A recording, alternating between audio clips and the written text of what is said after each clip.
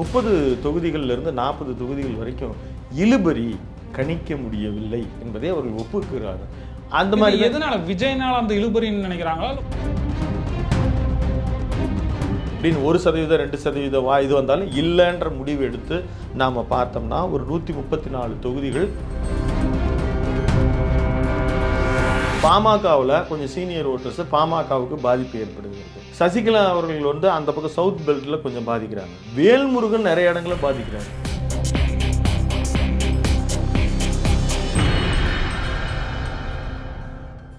அறம் தமிழ் நேயர்களுக்கு வணக்கம். தேர்தல் நெருங்கிக் கொண்டிருக்கிற வேளையில் யாருக்கு வெற்றி வாய்ப்பு தமிழ்நாட்டில் அமையப் போகிறது என்பதை பற்றி பேச நம்முடைய அணிந்திருக்கிறார் அறம் தமிழ் ஆசிரியர் திரு விஜயரான் அவர்கள். சார் வணக்கம். வணக்கம் ரமேஷ். தேர்தல் கிட்டத்தட்ட நெருங்கிருச்சு. பல்வேறு கருத்து கணிப்புகள் வந்திருக்கு. ஆனந்த விகடன், தினமலர், செய்தித்தாள்கள் உட்பட ஊடகத்திலையும் வந்திருக்கு. இதெல்லாம் நீங்கள் பார்த்துருப்பீங்க, ஒரு அனலிஸ்ட் பண்ணியிருப்பீங்க. நம்ம ஏற்கனவே 234 தொகுதிகளும் தனித்தனியாக பேசியாச்சு. இப்போ வந்து ஓவராலாக அந்த கருத்து கணிப்பை வச்சு நீங்கள் என்ன சொல்ல விரும்புகிறீங்க நம்ம நேயர்களுக்கு? அதை நம்ம ஏற்கனவே மாவட்ட வாரியாக அப்போ வந்து பார்த்திங்கன்னா தேமுதிக கூட்டணி அமையலை, ஒரத்தநாடு வைத்திலிங்கம் போகலை, பன்னீர்செல்வம் போகலை, இப்படி நிறைய பேர் வந்து இருக்கிற பொழுது நாம் ஒரு கருத்து கணிப்பை நாம் சொல்லியிருந்தோம். பாமக ராமதாஸ் அவர்களும் சசிகலா அவர்கள் கூட வரல. சூழ்நிலை, கிருஷ்ணசாமி முடிவு எடுக்கல, வேல்முருகன் அவர்கள் திமுகவில் இருப்பார், இப்படி எல்லாம் ஃபேக்டர் இருந்துச்சு. அப்போ நம்ம கிட்டத்தட்ட ஒரு 80% கேண்டிடேட் இவங்க தான் வருவாங்க, இவங்க தான் ரீட்டைன் ஆவாங்க, இந்த மாதிரி இருக்கும். எந்தெந்த இடத்துல திமுக செல்வாக்காக இருக்குது, தஞ்சாவூரில் பலகீனமாக இருக்குது, இது எல்லாம் நம்ம வரிசையாக சொல்லிக்கிட்டு வந்த நேரத்தில் ஓரளவுக்கு அதையெல்லாம் நிறைவு செய்கிற மாதிரி இருந்துச்சு. அமமுக கிட்டத்தட்ட வந்துருச்சு நம்ம எடுக்கும் பொழுது. அப்போ இந்த பலகீனங்கள் எல்லாம் பேசணும். இப்போ தேர்தல் கருத்து கணிப்புகளை நீங்கள் எப்படி பார்க்குறீங்கன்னா, இப்போ பெரும்பாலான டைரெக்டாக சொல்லப்போனால் இப்போ விகடன் ஜூவி போட்டிருக்க ஒரு கருத்து கணிப்பில் பார்த்தீங்கன்னா விஜய்க்கு ஒரு பெரிய செல்வாக்கு இருக்குது. ஆனால் விஜய் ஒரு 3-4 தொகுதிகள் தான் வெல்வார், முதலமைச்சர் கேண்டிடேட்டை ப்ரிஃபர் பண்ணுறாங்க. அது மாதிரி தினமலர் இப்போ சாணக்கிய மாதிரி கருத்து கணிப்பு விட்டுருந்தாங்க. 135 வரைக்கும் ஏடிஎம்கே வரும்னாங்க. நிறைய ஊடகங்கள் வந்து 150 வரைக்கும் வச்சுருந்தாங்க. ஆனால் அவங்க எல்லாருமே செஞ்சுருக்கிற ஒரு விஷயம் என்னென்னா 30 தொகுதிகளிலிருந்து 40 தொகுதிகள் வரைக்கும் இழுபறி கணிக்க முடியவில்லை என்பதை அவர்கள் ஒப்புக்கிறார்கள். அந்த மாதிரி எதனால விஜய்னால அந்த இழுபறின்னு நினைக்கிறாங்களா? கரெக்டான விஷயம். விஜய்னால தான் இருக்குது. சில தொகுதிகள்லாம் பார்த்தீங்கன்னா விஜய் இல்லை, இப்போ திண்டுக்கல்லில் வந்து பலம் வாய்ந்த ஐபி செந்தில்குமார் வர்றாரு, பலம் வாய்ந்த திண்டுக்கல் சீனிவாசன் இருக்கிறாரு. அப்போ 2 பேருக்குமே பின்னணி கட்சி பலம் பணபலமெல்லாம் அதிகம். அப்போ யார் வந்து அங்கே வெற்றி பெறுவாங்கன்றது கணிப்பதற்கு ரொம்ப டஃப்பான விஷயம் தான். இதில் வேற வந்து விஜய் ஃபேக்டர்ஸ் இருக்கிறதுனால இந்த மாதிரி நிறைய தொகுதிகள் வந்து கணிப்பதற்கு கஷ்டமாக இருக்கிற தேர்தல் தான் இந்த தேர்தல். இதில் எல்லாரும் ஒப்புக்கிற ஒரு விஷயம், ஒரு 140 தொகுதி இப்போ திமுக வந்து வென்றிருக்கிறதா நிறைய கருத்து கணிப்பு விட்டுருக்காங்கன்னா, அப்போ கிட்டத்தட்ட 90 தொகுதிகள் 95 தொகுதிகள் அதிமுக வந்து வெல்கிறது அப்படின்னு தான் அர்த்தம். அதே போல் 135 140 தொகுதி அதிமுக வெல்கிறது என்றால் அப்போ கிட்டத்தட்ட 90 தொகுதி திமுக வருகிறது அல்லது அதிமுக எப்படி ஆப்பனட்டில் வர மாதிரியும் நம்ம வந்து கருத்து தெரிஞ்சு. இந்த மாதிரியான ஒரு நெக் டு நெக் வந்து இதுக்கு முன்னால் ரொம்ப ரேராக தான் நடந்திருக்குது. 2011 நினைக்கிறேன். 2011 134 தொகுதி தான் டோட்டலாக ஏடிஎம்கே பெற்று ஆட்சி அமைச்சது. ஸோ அந்த மாதிரி ஒரு தனிப்பட்ட முறையில் இப்போவும் திமுக அப்படின்னு கூட்டணி கட்சிகளோடு சேர்ந்து அவர்கள் வந்து ஒரு 170 கிட்ட வந்திருந்தாங்க. இப்போ 66 தொகுதிகிட்ட அதிமுக இப்போ வச்சிருக்கிறாங்க.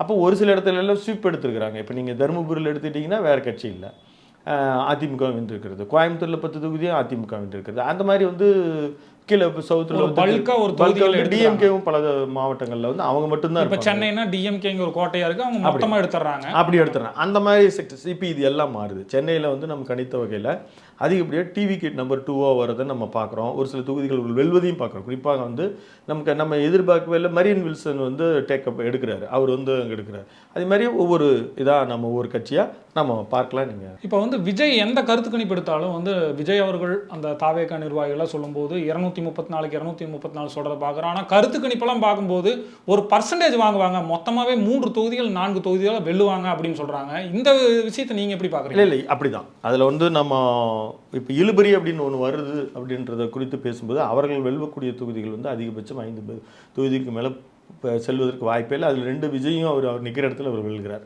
மற்ற 3 தொகுதிகளையும் நம்ம பேசும்போது சொல்கிறோம். இப்போது ஒரு இழுபறிக்கான காரணத்தை நம்ம சொல்லிடுறோம்.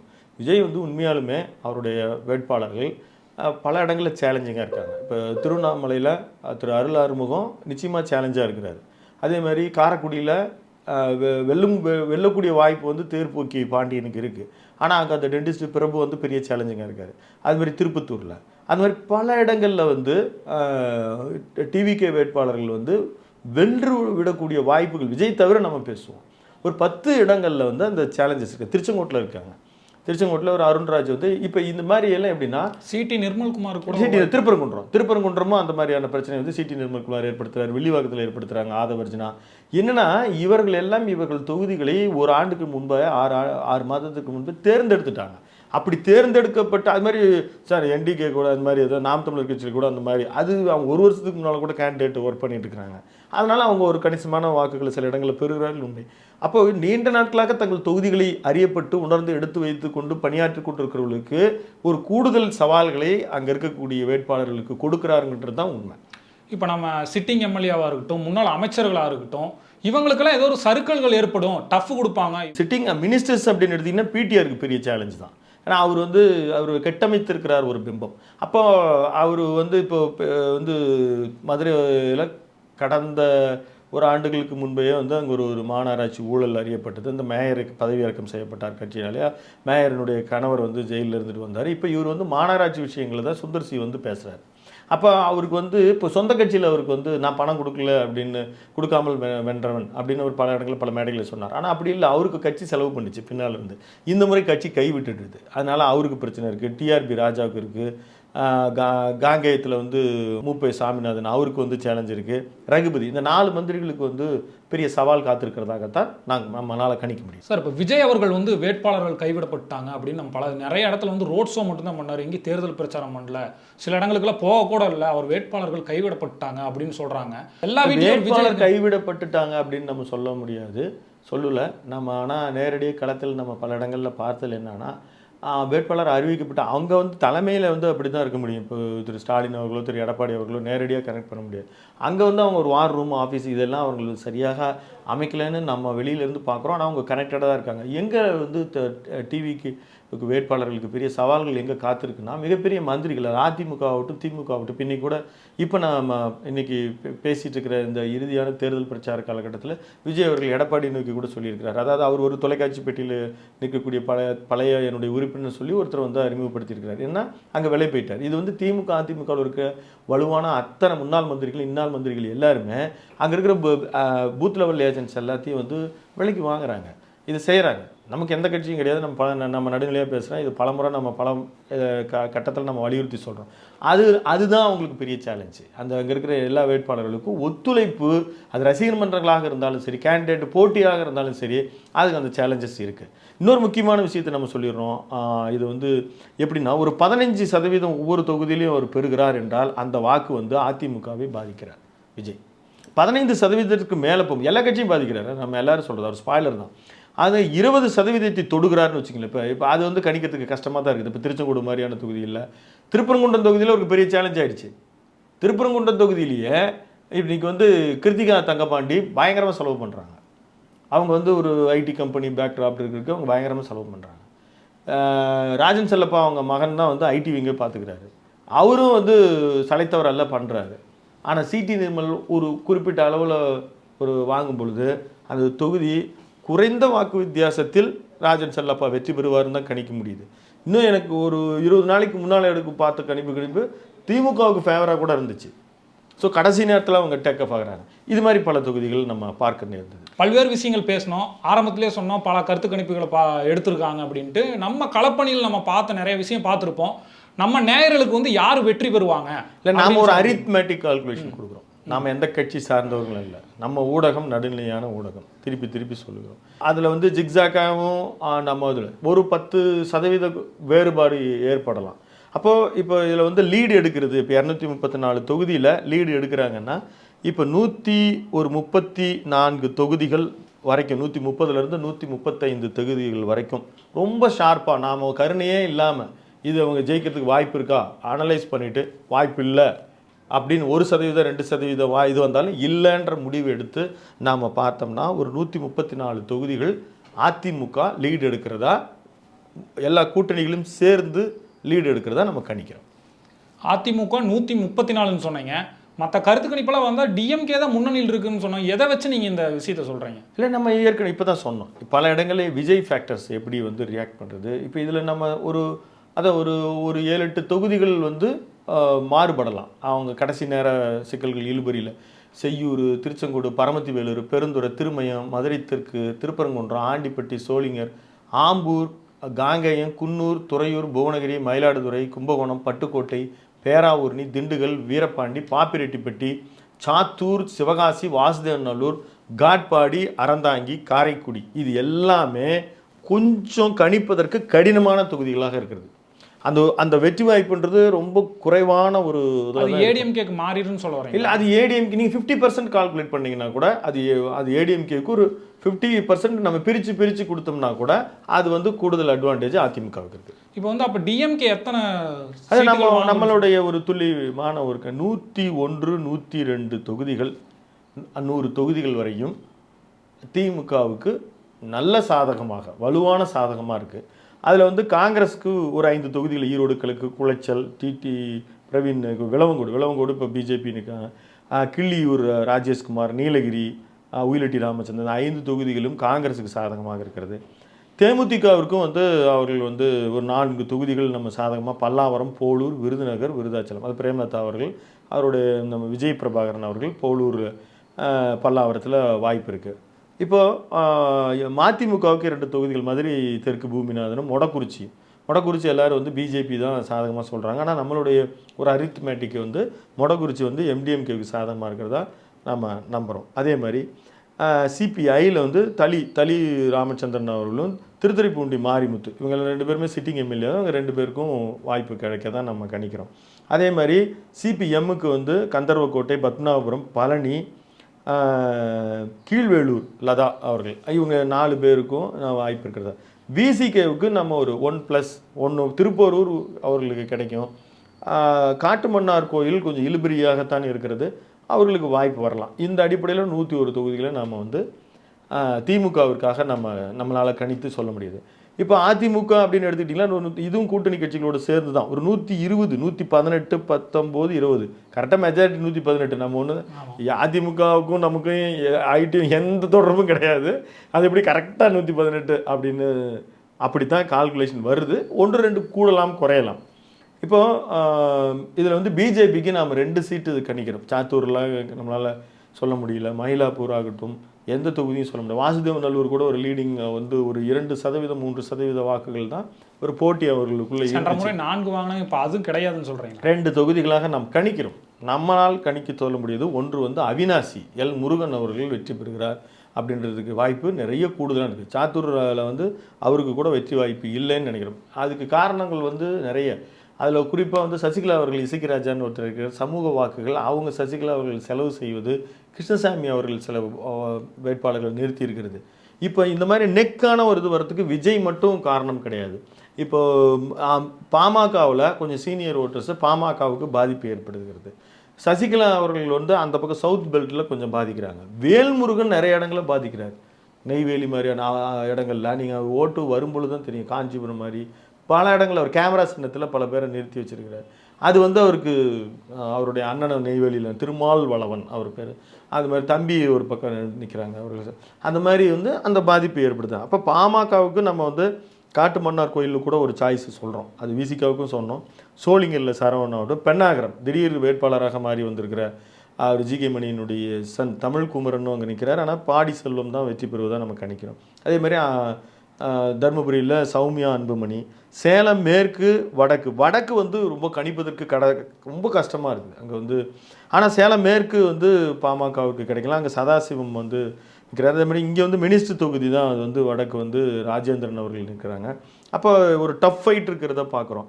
அமமுகவுக்கு அதே மாதிரி மன்னார்குடி, மடத்துக்குளம், நாங்குநேரி, பெரியகுளம், காரைக்குடி நம்ம டஃப்பாக இருந்தாலும் தேர்ப்போக்கி பாண்டியன் வந்து கொஞ்சம் லீடு எடுக்கிறார். முன்ன தனியாக நின்று 43,000 ஓட்டு வாங்கினார் நம்ம சொல்லு. அதே மாதிரி தான் மன்னார்குடி வேட்பாளரும் அவங்க அமமுகவுக்கு கிடைக்கிது. அப்போ இதுதான் ஒட்டுமொத்தமாக நாம் வந்து பார்க்கக்கூடியது. விஜய்க்கு சொல்லிட்டோம். விஜய் வந்து 2 தொகுதியுமே அவர் நிற்கிற 2 தொகுதியுமே அவருக்கு வெற்றி வாய்ப்பு உண்டு.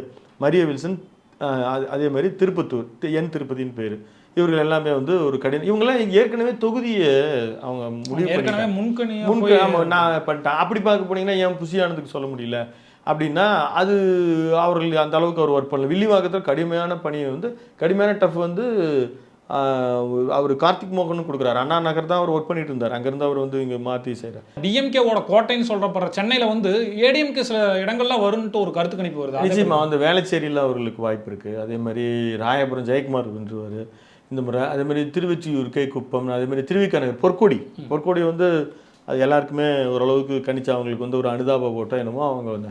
அதே மாதிரி டி நகரில் வந்து ஒரு சத்யா அவர்கள் ஏற்கனவே வென்றது தான். இங்கே ஒரு இழுபறியான இடத்துல ஒரு லைட்டான ரீடிங் வந்து நம்மளால் ஒரு கணிப்பதற்கு ரொம்ப கடினமான எழும்பூர். அதே மாதிரி அசோக் ரங்கசாமியா, தமிழன் பிரசன்னாவா, அங்கே வந்து அதான் நீங்கள் எங்கே ஒரு இடத்துலையும் இப்போது வானதி சீனிவாசன் எப்படி வெற்றி பெற்றார்கள், அவர் 1700 வாக்கு வித்தியாசத்தில். கமலஹாசன் நிற்கிறார், மயூரா ஜெயக்குமார் நிற்கிறாங்க, 2 பேரும் பலமான வேட்பாளர்கள். அப்போ அவங்க 2 பேரும் தான் ஜெயிக்குன்னு நினைக்கிற போது மூணாவதாக ஒருத்தர் வந்து வெளியில் வந்து ஜெயிச்சிட்டோம். வானதி அப்படி தான் அவர்களுக்கு வெற்றி கிடைச்சிது. அதே மாதிரி பார்த்திங்கன்னா இதுலேயும் மொடக்குறிச்சிலையும் கடந்த முறை மிக பலமான வேட்பாளர் தான் சுப்புலட்சுமி ஜெகதீசன். அவங்க சரஸ்வதி அவர்கள் வந்து ஒரு மூன்றாவது நிறைய ஓட்டுக்கள் அங்கே சிதறும் பொழுது 281 ஓட்டு வாக்கு வித்தியாசத்தில் தான் வெற்றி பெற்றாங்க. அந்த வாய்ப்பு வந்து இந்த முறையும் அவங்களுக்கு கிடைக்குமா அப்படின்னா அது நான் ரொம்ப கஷ்டம்னு தான் நாம் நினைக்கிறோம். அதே மாதிரி ஒரு 200 ஓட்டுகளுக்குள்ளே தான் டி நகர் சத்யா தன் வெற்றி வாய்ப்பு தவற விட்டார் கடந்த முறை. இப்போ இந்த முறை அப்படி இருக்கு. அப்போ இங்கே மற்ற இடங்களில் சேலஞ்சஸ் எல்லாம் ஒன்றும் பெரிய. இப்போ அண்ணா நகரில் வந்து சிற்றரசு அவர் வந்து இப்போ கோகுலேந்திரா நிற்கிறாங்க, வலிமையான வேட்பாளர். ஆனால் சிற்றரசுன்றவர் வந்து அங்கே இப்போது சிட்டிங் கவுன்சிலராக இருக்கார். அதனால் ரொம்ப ஒரு அந்த இடத்துல நூக்கன் கார்னர் அவருக்கு தெரியும் நிற்க வைக்கிறாங்க. அப்போ மற்றது எல்லாமே சேப்பாக்கம், ஆயிரம்விளக்கு, விருகம்பாக்கம், சைதாப்பேட்டை, இதில் அப்புறம் மாசு அதெல்லாம் அவர்களுக்கு வந்து அது கோட்டையாக தான் இருக்குது. மயிலாப்பூரும் அவங்க வந்து இப்போ கடினமாக டெய்லி ஒரு பெரிய பெரிய பிரபலங்கள், உள்துறை அமைச்சர்லேருந்து எல்லா பிரபலங்களும் மயிலாப்பூரில் இறக்கி தான் பார்த்துருக்காங்க. ஆமாம். அது குளத்தூர் இதில் எல்லாம் வந்து துறைமுகம் இவங்களுக்கெல்லாம். அப்போ இந்த செக்டாரில் அவங்களுக்கு வெற்றி வாய்ப்பு இருக்குன்னு தான் நம்ம கவனிக்கிறோம். அதிமுக இங்கே சேலஞ்ச் பண்ணிட்டு தான் இருக்குது. 4 முனை போட்டியில் 3 முனை நம்ம பேசியாச்சு. சீமான் அவர்கள் வந்து கடந்த முறை வச்சிருக்க சதவீதத்தை எக்ஸ்டெண்ட் பண்ணுவார்னு நினைக்கிறீங்களா? ஏதோ ஒரு இடத்துல சீட்டு வாங்க வாய்ப்பு இருக்கா? அவர் வந்து டெபாசிட் லாஸ்ட் முறை அவர் மட்டும் வாங்கினார் திருவொற்றியூரில். இந்த முறை அதை வாங்கினா பெரிய விஷயம். ஆனால் பயங்கரமாக ஒர்க் பண்ணுறாங்க. நீங்கள் வந்து மற்ற எல்லா இடங்கள்லேருந்து வந்து காடர்ஸ் வந்து அங்கே ஒர்க் பண்ணிகிட்ருக்காங்க அவருக்கு. அதனால் அவருடைய வெற்றின்றது ரொம்ப கடினமான விஷயந்தான். கடந்த முறை அவர் பெற்ற வாக்குகளை இழுத்து பிடிப்பது அப்படின்றது மிகப்பெரிய கஷ்டமான விஷயம்தான். சார், நம்ம பல்வேறு செய்திகளில் பார்க்குறோம். இப்போ வந்து டிஎம்கேக்கு மாற்றுதான் தாவேக்கான்னு சொல்கிறாங்க. அவங்களே நிறைய இடத்துல பணம் கொடுக்குறத நம்ம செய்திகளில் பார்க்குறோம். இப்போ வந்து சீமான் அவர்கள் அந்த மாதிரி எந்த விஷயத்தில் சிக்கல, இது வந்து அவருக்கு இன்னும் ஒரு பலமாக அமைஞ்சு இன்னைக்கு இருக்கிற பாலிடிக்ஸ், இன்னைக்கு இருக்கிறதுல வந்து நீங்களும் தான் வந்தீங்க. நம்ம தமிழ்நாடுல பெரும்பகுதி வட மாவட்டங்களில் நாம் டெப்த்தாக பயணம் செய்தோம். இப்போ ஒரு வேட்பாளர் வராருன்னா வர இடத்துக்கு வந்து அந்த பாயிண்ட் நிற்க வைக்கிறதுக்கு அதுக்கு வந்து ஒரு தொகையெல்லாம் செலவு பண்ணுறாங்க. இது வந்து நாம் தமிழர்கள்லாம் செய்ய முடியல. அவங்க தொண்டர்களாக வரக்கூடியவர்களுக்கு மட்டும்தான் அவங்களுக்கு வந்து செலவு அதிக அவங்க வந்து தடுமாறுறாங்க தான். அப்போ அந்த நிலைமையில் தான் இருக்கிறாங்க. இங்கே இப்போ அரசியல் வந்து ஒரு பணமயமாகி விட்டு காலகட்டத்தில் ஒரு நல்ல வேட்பாளர் கூட வேறு வழியில் இறங்கி ஒருத்தர் வந்து அடிக்கிறாருன்னா அதை செய்கிறாங்க. 2 பேர் தான் வந்து தாவேக்காவில் செய்கிறாங்க. வில்லிவாக்கம், ஆதவர்ஜினா மாதிரி இருக்கிறவங்க தான் செய்கிறாங்க ஒழிய மற்றவர்கள்லாம் ரொம்ப கஷ்டம். பட் இப்போ வாக்குக்கு பணம் கொடுக்கறது அப்படின்றது வந்து தமிழ்நாட்டில் 2 பெரிய கட்சிகள் வந்து செய்கிறாங்க அப்படின்றதை நாம் மறுப்பதற்கு இல்லை. 2 பேருமே வலுவாக செய்யக்கூடிய ஆட்கள்லாம் பல தொகுதிகள் இருக்குது. முன்னாள் மந்திரிகளாக இப்போ இருக்கக்கூடியவர்கள், இப்போ திண்டுக்கல் ஆகட்டும், அவங்கெல்லாம் வந்து அது மாதிரி பார்க்க முடியுது. அதே மாதிரி சவுத்தில் கன்னியாகுமரி வரைக்குமே ரொம்ப கடினமான ஒரு போட்டியை தான் 2 பேரும் ஏற்படுத்தியிருக்கிறாங்க. அதனால் இதில் வந்து கொஞ்சம் லீடு எடுக்கிறது, அந்த அதிகப்படியான வாக்குகளை விஜய் யாரை பாதிக்கிறார்ன்றது தான் இப்போ நம்மளுடைய கணிப்பு. நம்மளுடைய கணிப்பில் அதிகமாக அவர் அதிமுகவினுடைக்கு வந்து சேர்க்கிறார். ஏற்கனவே திமுகவின் வாக்குகள் சிறுபான்மை அவர் வந்து கொஞ்சம் எடுத்துக்கிட்டு அதிமுக லீடு இருக்கிறார்ன்றது நம்ம அரித்மெட்டிக் கால்குலேஷன். அது வந்து எவ்வளோ தூரம் அது சரியாக இருக்குன்றது. ஏன்னா எல்லாருமே ஒரு சாம்பிள் அப்படின்றத ஒரு 200 பேர்லேருந்து 500 பேரை எந்த கட்சியும் சாராதீங்களா ரொம்ப கஷ்டப்பட்டு தான் எடுக்கிறாங்க. அவங்க ஒப்பீனியன் நம்ம கேட்குறாங்க. அதில் நம்மளை குழப்பற ஒப்பீனியன்லாம் இருக்குது. விஜய் பிடிக்குங்க, ஏன்னா ஓட்டு இவங்களுக்கு, முதலமைச்சர் கேண்டிடேட் யார், விஜய் ரொம்ப ப்ரிஃபேர் பண்ணுறேன், இப்படி தான் விகடனே குழம்பிட்டாங்க. நாம் விஜய்க்கு. ஆனால் அவங்க வந்து வெற்றி வாய்ப்பை வந்து திமுகவுக்கு கொடுக்குறாங்க. நம்ம வந்து அந்த மாதிரி அதில் எந்த கட்சியும் நமக்கு பிடிக்குது நமக்கு பிடிக்கல அப்படின்லாம் எதுவும் கிடையாது. ஒவ்வொரு தொகுதியும் நம்ம ஒரு டேட்டாவாக ஒரு அனலைஸ் பண்ணி அது ஒரு சாம்பிளிங் எடுத்து அது ஸ்டாட்டிஸ்டிக்ஸ் மெத்தடில் அப்ரோச் பண்ணி இதை சொல்லியிருக்கிறோம். நடந்தால் நமக்கு மகிழ்ச்சி, இன்னும் நம்ம இன்னும் ஒர்க் பண்ணுவோம். அதில் ஏதாவது மிஸ்டேக் ஆச்சுன்னா நம்ம கால்குலேஷன் மிஸ்டேக் பண்ணோன்றதை நாமளே மக்களுக்கு கண்டிப்பாக மே 4க்கு பிறகு நாம் ஒரு வீடியோ கொடுப்போம். ஒரு 4 மாதங்களுக்கு முன்னால் இருந்தே 234 தொகுதிகளுக்கும் நம்ம டீம் சென்று அந்த களம் எப்படி இருக்குன்னுலாம் பார்த்து நீங்கள் நேயர்களுக்கு பல்வேறு கருத்துக்களை சொன்னீங்க. அது மட்டும் இல்லாமல் நம்ம 1952 தேர்தலேருந்தே பல பதிவுகளை வந்து நம்ம சேனலில் பதிவேற்றிட்டு இருக்கோம்.